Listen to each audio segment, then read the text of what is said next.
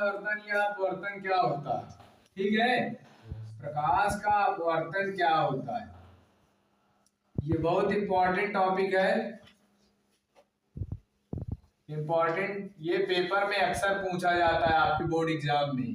तो प्रकाश का परावर्तन हम इस चित्र के माध्यम से समझेंगे कि किस प्रकार प्रकाश का परावर्तन की घटना क्या होती है। जब तक आप इस चित्र को नहीं समझेंगे तब तक आप प्रकाश को समझ भी नहीं पाएंगे कि प्रकाश कैसे होता है या प्रकाश क्या होता है।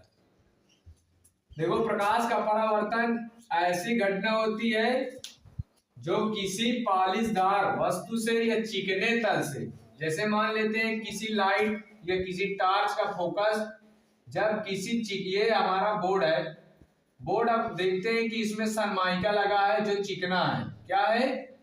चिकना है। अब ये जैसे यहाँ पे कोई फोकस डाला जाता है, जब ये फोकस दर्पण पे टकराया, या आपको मान लो ये जैसे यहाँ पे हमने देखा चित्र में बनाया है कि एक ऐसा दर्पण है जिसके अक्ष M1 और M2 है। अब यहाँ से कोई प्रकाश डाला जाता है। अब ये प्रकाश जब डाला गया है तो ये चिकने तल से टकराया, टकराने पर इसका अधिकांश भाग इसको परावर्तित न होकर के वापस अपने मार्ग पर लौट रहा है। क्या है? वापस, यानी दर्पण से जब प्रकाश टकराया और टकराने पर ये वापस लौट गया, तो इस घटना को ही क्या कहा जाता है? प्रकाश का परावर्तन कहलाता है।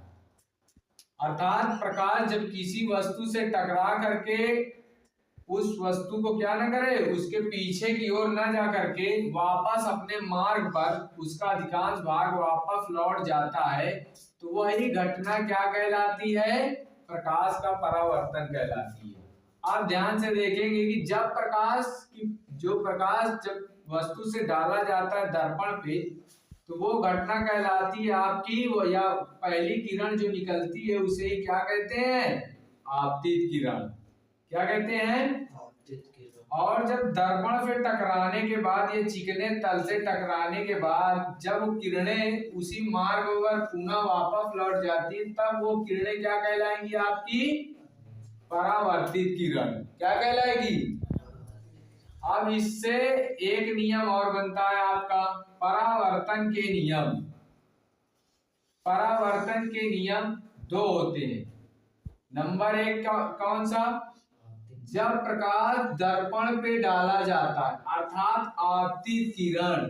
क्या? आपतित किरण।